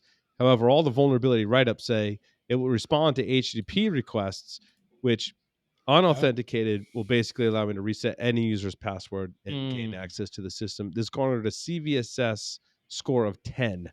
Perfect. Either way, Perfect score. regardless, HTTP or HTTPS, if it's unauthenticated and the server should- answers to it, it doesn't matter. Doesn't matter. Doesn't matter. It's just like, it's not even, is it an authentic? I mean, That's a technically it's a it's 10.0, right? it's an authentication bypass, but it allows me to change the password of any user. Like it's almost a class in and of itself. Yeah. right? Paul, this reeks of a pen test that you Yeah. and I did 15, 14 years ago. Do you remember Pen that one? test that went sideways because of Chapter 11. Yes. Can I tell a little bit of that story? Oh yeah, I mean we've long past. Yeah. The NDA So we is did expired. we did a pen test. We had to do it overnight. I think I had So many red flags now that I look back. Yeah, we had to do it overnight because it was a company that had to have this done overnight. We won't Red Bull. we won't- Yeah. Red Bull. I had a case of beer. No, younger versions of ourselves that can stay up all night. Yep, exactly. The challenge was, hey, big companies taking over smaller company. Smaller company, your security sucks because you have a Linksys WRT54G as your border gateway, and we have this big and we're better. So the deal was, you're going to pen test both of us and see which one is better. Turns out there was nothing we could do about the small company that had a Linksys because everything was blocked from external. The big company had a whole host of stuff that was available external, including Telnet to their AS400. Was it AIX? It was. I want to say it was AIX. No, you're right. It was AIX. Their Telnet to their AIX box. So we looked up default counts for AIX, and one of them was so operator. Yep. Telnetted, logged in as operator, and it gave you a menu. And as part of the menu was like it was an operator account, so someone sitting there like I think at their help desk in the could menu do stuff. there was like a command line console version and a graphical version of like it let you do system things. In the graphical version would have like the little running man. I've explained this in the show. It had like the little running man, and if your command failed, he would like fall down on his face. And if your command succeeded, he would like jump up and down and put his arms up. So that was like an AIX thing. I don't remember what the program was. So called. the one that I used as part of this was like a menu driven interface. You got a bunch of things on the screen. You typed 12, and you went into that menu, and then you gave it other things. And like one of them was like shell. No, like in we PF didn't, sense, like 8 for shell. But we didn't even need to do that. It was it was like user settings, and like go into the user settings, and it was change password. Change password. Like okay, like I don't want to change the password for the operator account, but what if I do want the root account? But what if I can change the password for root? And I changed the password. I'm like, dude, can I do this? He's like, yep, it's a pen test. We have permission, so I changed the password for root. And then logged out and logged back in as root. Hell yeah, it was right. And you had to make some uncomfortable phone calls at about 4 a.m. Yeah. Here's your new root password. Not happy at all. It wasn't. The whole deal fell through, and I think both companies ended up going up Chapter 11. Yep. Oh, there you go. Well, I mean, it was one company at the time because they had merged, merged already, and then the main one was it just was it. Was it one of the older operating IBM OSs that let you display the current passwords for users, or was that a different, or was that DEC? If it was, it wasn't available from this very simple menu system that I had access to. I forgot what that menu system is. There's someone that knows IBM AIX still in their brain Mhm. that's yelling at us what that program was. And the only Yeah. reason I knew that is because at my previous job, someone said we ordered a few IBM AIX servers, and you order to like set them all up and get them on the network. And so I spent a couple of weeks learning AIX, and then they're like, "Oh yeah, we're not going to go in that direction." I'm like, "Well, cool, that was fun. Like I learned a whole new Unix operating system. Yep. Awesome. Awesome. And these systems were massive." Yeah. And I spent the week in the really cold data center setting them up. But I was So- like, you know what? That was awesome. Awesome. I learned AIX. Because And AIX then it came in handy on a pen test. AIX Who had knew? real TCP/IP in it, didn't it? Oh, AIX was actually a really good Unlike operating system. The, be honest well, I with was you. thinking about like VM or OS 360 where you did SNA over IP, Oh yeah. but which was Here weird, we are, but old cool. people talking about old technology Yep. and You know, old that, systems. but And the you know fact what? that I it like freaking talking, worked. right? And I like talking. I like being nostalgic and talking. But you know what? Because we don't understand the past, we're doomed to repeat it. And exactly, like if you think about that particular issue, like that old issue with Telnet to the AIX box with the default usernames and passwords, Mhm. which effectively allowed us to change password for higher privileged accounts. To me, that reeks of the Cisco I vulnerability. called it global authentication bypass. Because sometimes like authentication bypass is like I can get access to this part of the web in management interface without authentication, and they call that authentication bypass. Mhm. But like in this case, I can essentially become any other user on the system. To me, that's a whole different class of vulnerability. For sure. Yeah. Okay, that's actually I agree with you. All right, that's where I was going. That was my whole Sounds point. like and that- it was- LPE to me. That's all right? I know. And it was, well, so it's funny though. Well, you gotta patch for that shit. Intel will call like a privilege escalation as I don't have any privileges on the system, but therefore I can leverage a command injection, and that gives me Get privileges. privilege escalation because I'm going from no privileges to some whatever some Yeah. privileges. So they don't call And it I'm like, authenticated. They no, call it privilege that's- escalation. That's Yeah, that's bullshit. Mhm. That's bullshit. Hey, unrelated. What'd you think of? Oh, this is really Dexter? good. I gotta pay more attention. I haven't been paying attention. I've been talking so much. Yeah, it's fine, but like that was really good stuff. Yeah. No, that is really good. Yep. So, It's delicious. Paul, your Straight- number straight- 17 reeks of an area you're an expert in. That's your container escape article. Oh, yes. So this came from Palo Alto Unit 42.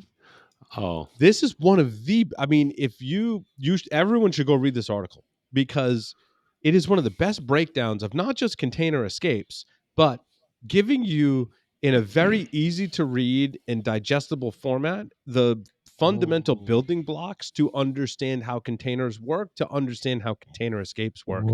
They document all of the Linux primitives that are used by containers in order to provide that separation, right? It's not magic. It's actually taking advantage of Linux. oh. Primitives are like the user controls and configuration that separate privileges on Linux systems. And they just do a great job of explaining it. I wish, where was this article like 10 years ago when I was trying to understand what containers did?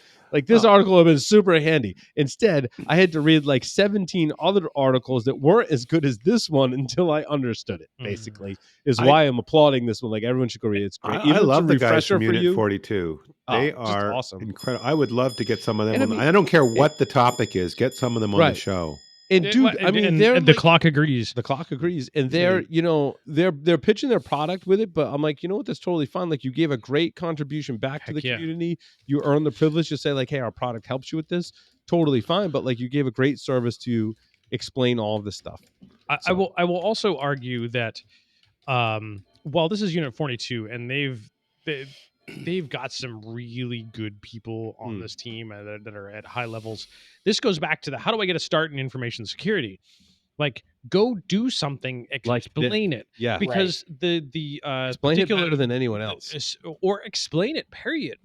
The vulnerability that they use to illustrate this path and teach you about how to do container escape with Docker was a vulnerability from 2019.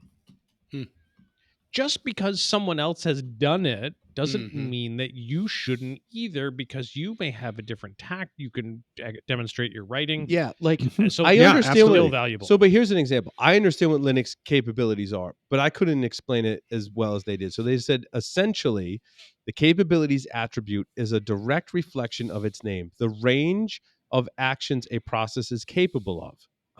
Oh, great. Linux implements a Duh, capabilities attribute That's because of, beautiful. right? Linux implements a capabilities attribute because of the need to limit processes with more means than just users and groups. In one sentence, that sentence right there. That Right. is like I couldn't articulate it like that. And that's Well done. and that's just Like, yeah. intro to subject number 1. Right. Like, how do containers work? Capabilities. Boom. Oh, Yeah. Like, Great job on Yep. that article. And I think, how do I get my start in information security? Go take something and learn about it to that Mhm. depth that you can explain it, even if it's not quite that depth. What's Yeah. interesting is my Explain what you learned. story number 16 Yeah. is not as eloquent as number 17, Oh, right? no. My story number 16 is breaking down barriers, exploiting authenticated IPC clients. So, like what the container article lacked in humor and entertainment value, 16 makes up for that in breaking down barriers, exploiting authenticated IPC clients. I mean, the memes in this article are on point, like customized memes for the content in the article that are on point, like Mhm. backing up what is being stated in the article.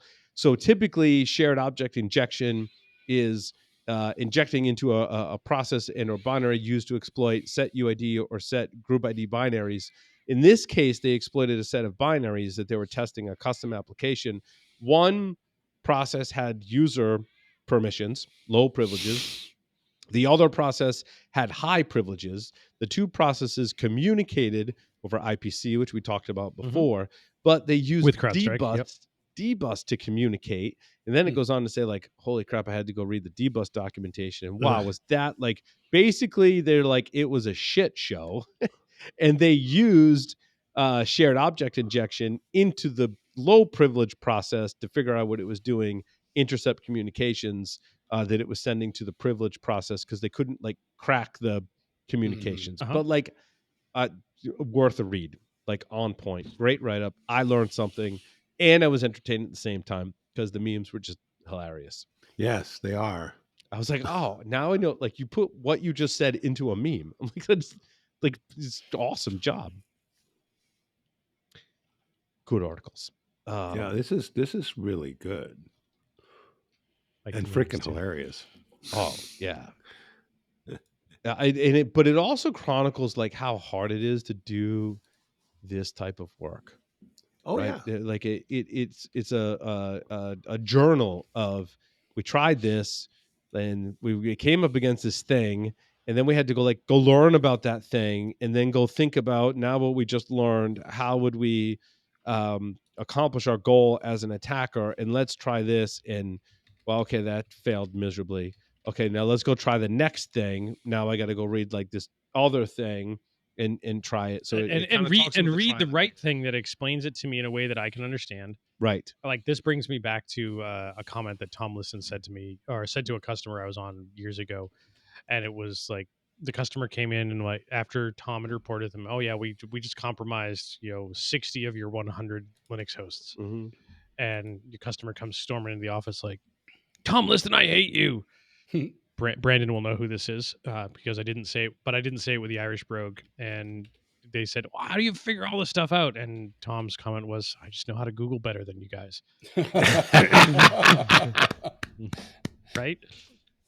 Like, because like he literally had to go Google about how to do this thing and to do Right. this other thing and learn about this thing and figured found the right articles after reading many of them to explain it to him in a way that he could understand to go figure out how to do this thing. Mm-hmm. Yep, I just know how to Google better than you. Yeah. So they said we concluded that dbus is implemented well and finding vulnerabilities in dbus itself is challenging. So after a brainstorming session lasting several hours, we devised a plan to create our application that sends IPC messages to the root binary to execute privileged actions. So we spent some hours reading the glib documentation and wrote C code with multiple errors. And finally, after numerous attempts, the code was working. Like it's a very frank like description of what happened. It's awesome stuff. Mm-hmm. Yep. But I bet that first they had to put on some Limp Bizkit, and Right. Well, of yeah. course. That too. yeah. That Yep. too. What else we got? What about from Lee's stories here? There was a Before we wrap it up. Lee. Which story of yours did you really want to make sure that we covered? Oh, actually, I thought I liked the evil video story where Telegram had a flaw where it would download extra content in the messages. Made me think of Larry encapsulating stuff, like a Stego kind of attack. Of course, and then of course the weaponized exploit code being what comment I ran across was just you got to put that in an article description because using weaponized. But So Telegram for Android automatically downloads any media by default. On Android. So if you didn't turn it on, the evil video effectively tagged extra stuff onto videos. Mm-hmm. So embedded Interesting. content within content. Yep. So what could go wrong? And it's Yeah, automatically put there. Wonderful. And reminds me very similar. I mean, similar types of things with stage fright under Android, the MP4 vulnerability, where you send something malformed and it does some processing. Like this isn't malformed, but it's arguably malformed because it's extra. Yeah, because it was really interesting, and so it's like upgrade, update your app, guys. Yeah. Oh, so the paragraph I just stumbled on, Telegram doesn't see this exploit as a real concern because this exploit is not a vulnerability in Telegram. It would have required users to open the video, adjust Android safety settings, and then manually install a suspicious-looking media app to process the videos. Yeah, that's way too much user interaction.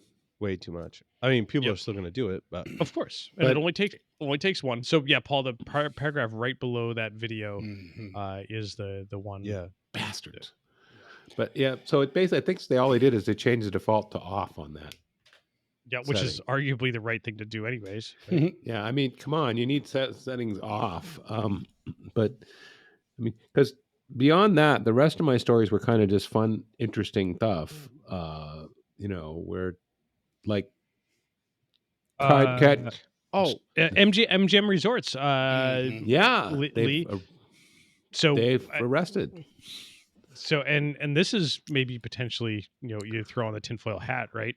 They arrested the ringleader in the MGM Resorts hack, which was last year in Las Vegas, which may have been the reason DEF CON got thrown out of Caesars Properties, is because they didn't want all those hackers there no more because of we all don't like stuff. hackers. Hackers took us down. Yep. Right. Hackers were good to us for so long, and then hackers took us down, but it wasn't us hackers. It was some other. No, it was those it was Scattered Spider. Yeah. I was able to use one of those M5 card computers with custom firmware that supports an external RFID reader, also from M5, and I was able to read a casino hotel key card. Neat. I haven't done it much more than that, other than I was just messing around with it, and I was like, oh, it actually successfully read a card. I'm like, that's kind of. I haven't analyzed it beyond that. It says it wasn't My Fair Classic. It was Ultralight. Yep, My Fair Ultralight C. My Fair Ultralight. My Fair Ultralight or Ultralight C. Yep. Is that more or less secure than My Fair Classic?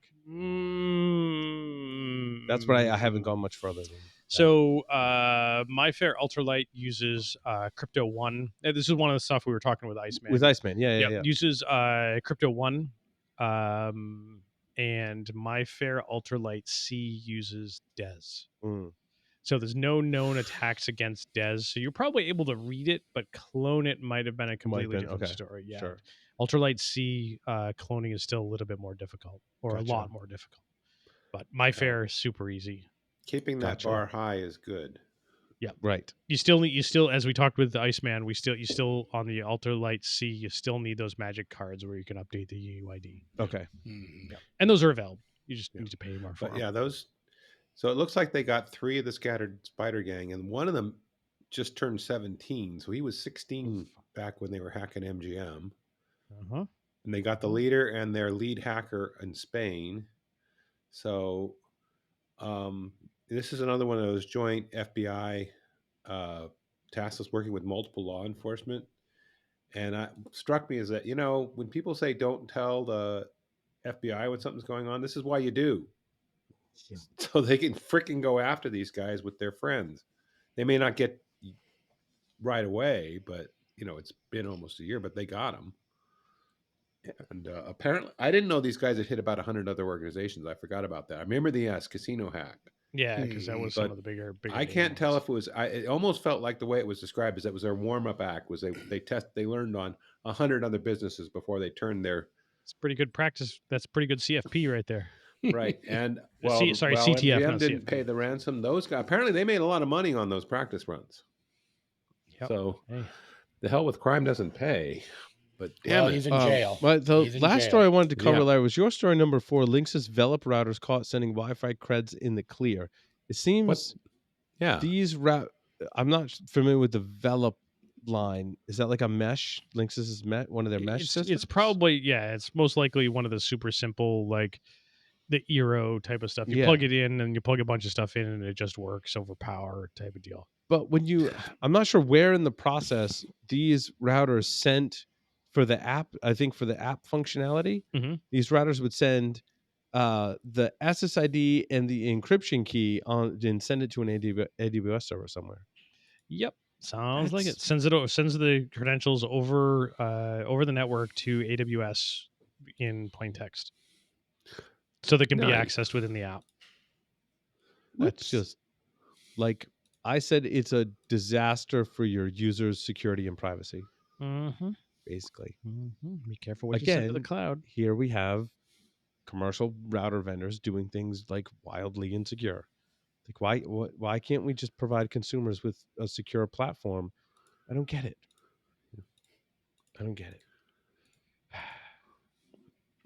Yep. There seems like there's more and more things that want to offer to store things in the cloud for you in reversible format. It's convenient, but I don't know that that's why does it have to be in reversible, right? Yeah, I mean, if you had, if you were just storing something you could use as a token, that'd be different. But no. Yep. I mean, and arguably, why does it have to be reversible? Like the hashes we've been storing on Windows and Linux for years have not been quote reversible. Why can't you just send that same hash? Because that same hash, if it's using the same salt on both systems, will be the same, and it's not reversible and put in plain text and all that. It's really horrible when the security researcher brings sanity to the conversation. I mean, oh gosh. Because I agree with you, Larry. It's like there's ways to do this without storing the plain text values, and but the one thing in the article, specifically the main stuff comes from Hackaday and links to another article that was from Belgium, in a different language, Belgium, and Google Translate is awesome, or the built-in Translate in Chrome. But their comment at the bottom of the Hackaday article, if you ask us, things started going downhill once Linksys stopped running Linux on their hardware. Wait. And I've heard rumors that Linksys will be running OpenWrt on all of their devices in 2025.